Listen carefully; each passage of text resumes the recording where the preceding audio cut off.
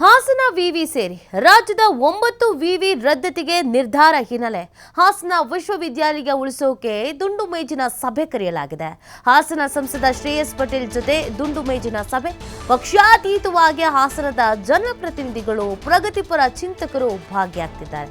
ಯಾವುದೇ ಕಾರಣಕ್ಕೂ ಸರ್ಕಾರದ ವಿವಿ ಬಂದ್ ಮಾಡಬಾರದು, ವಿವಿ ರದ್ದತಿಗೆ ತೀರ್ಮಾನ ಮಾಡಿದ್ರೆ ಕೋರ್ಟ್ ಮೆಟ್ಟಿಲೇರಬೇಕಾಗತ್ತೆ ಅಂತ ಈ ಸಭೆಯಲ್ಲಿ ನಿರ್ಧರಿಸಲಾಗಿದೆ. ಈಗಾಗಲೇ ರಾಜ್ಯದ 9 ವಿವಿ ಮುಚ್ಚಲಾಗತ್ತೆ ಅನ್ನುವಂಥ ವಿಚಾರ. ಸೊ ಇದು ಒಂದು ಕಡೆಯಲ್ಲಿ ಸರ್ಕಾರ ಬೇರೆ ರೀತಿಯಾದಂಥ ಅರ್ಥದಲ್ಲಿ ಹೇಳ್ತಾ ಇದೆ ಅಂತ ಹೇಳಿದ್ರು, ಕೆಲವು ಕಡೆಯಲ್ಲಿ ಸಾಕಷ್ಟು ರೀತಿಯಾದಂಥ ವಿರೋಧ ಅಂತೂ ಇದ್ದೇ ಇದೆ. ಇವತ್ತು ಸಭೆಯಲ್ಲೂ ಅದೇ ನಿರ್ಧಾರಕ್ಕೆ ಬಂದಿದ್ದಾರೆ. ಹಾಗೇನಾದರೂ ಆಗ್ಬಿಟ್ರೆ ಕೋರ್ಟ್ ಮೆಟ್ಟಿಲೇರಬೇಕಾಗತ್ತೆ ಅಂತ ನಿರ್ಧಾರಕ್ಕೆ ಬರಲಾಗಿದೆ.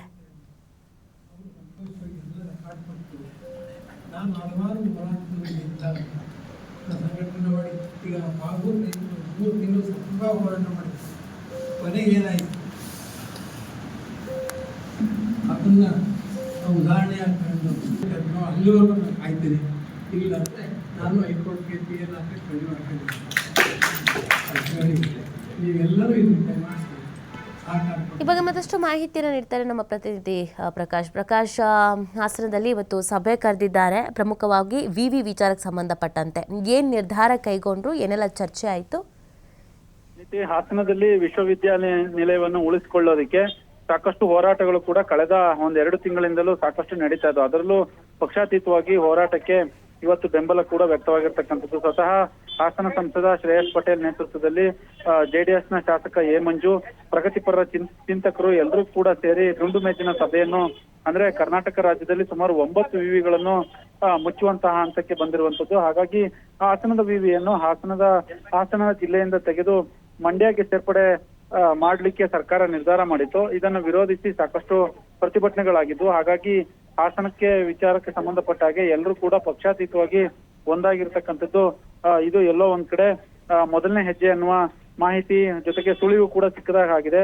ಇದಕ್ಕೆ ಪ್ರಗತಿಪರರು, ರೈತಪರರು, ವಿದ್ಯಾರ್ಥಿ ಸಂಘಟನೆಗಳು ಎಲ್ಲರೂ ಕೂಡ ಹೋರಾಟ ಮಾಡ್ತಾ ಇರುವಂತದ್ದು. ಹಾಸನದ ವಿವಿಯನ್ನು ಹಾಸನದಲ್ಲೇ ಉಳಿಸಿಕೊಳ್ಳೋದಕ್ಕೆ ಸಾಕಷ್ಟು ಹೋರಾಟ ನಡೀತಾ ಇದೆ. ಒಟ್ಟಾರೆ ದುಂಡು ಮೇಜಿನ ಸಭೆಯಲ್ಲಿ ಅಂದ್ರೆ ಇವ್ರೇನಾದ್ರೂ ಸರ್ಕಾರ ನಮ್ಮ ಅಂದ್ರೆ ಏನು ಈಗ ಸಭೆ ಮಾಡಿದ್ದಾರೆ, ಜೊತೆಗೆ ನಮ್ಮ ನಿರ್ಧಾರ ಮಣಿನಿಲ್ಲ ಅಂತ ಅಂದ್ರೆ, ನಮ್ಮ ನಿರ್ಧಾರಕ್ಕೆ ಮಣಿಯಲಿಲ್ಲ ಅಂತಂದ್ರೆ ನಾವು ಕೋರ್ಟ್ಗೆ ಹೋಗ್ತೀವಿ ಅನ್ನುವ ಮಾಹಿತಿಯನ್ನು ಕೂಡ ಸದ್ಯಕ್ಕೆ ಹೇಳಿರುವಂತದ್ದು. ಒಟ್ಟಾರೆ ಪಕ್ಷಾತೀತವಾಗಿ ಹಾಸನ ವಿಶ್ವವಿದ್ಯಾನಿಲಯವನ್ನು ಉಳಿಸಲಿಕ್ಕೆ ಅರಕಲಗೂಡು JDS ಶಾಸಕ ಮತ್ತೆ ಹಾಸನ ಜಿಲ್ಲೆಯ ಸಂಸದರು, ಕಾಂಗ್ರೆಸ್ನ ಸಂಸದರು ಎಲ್ಲರೂ ಕೂಡ ಪಣತಟ್ಟಿ ನಿಂತಿರುವಂತದ್ದು. ನೀತಿ.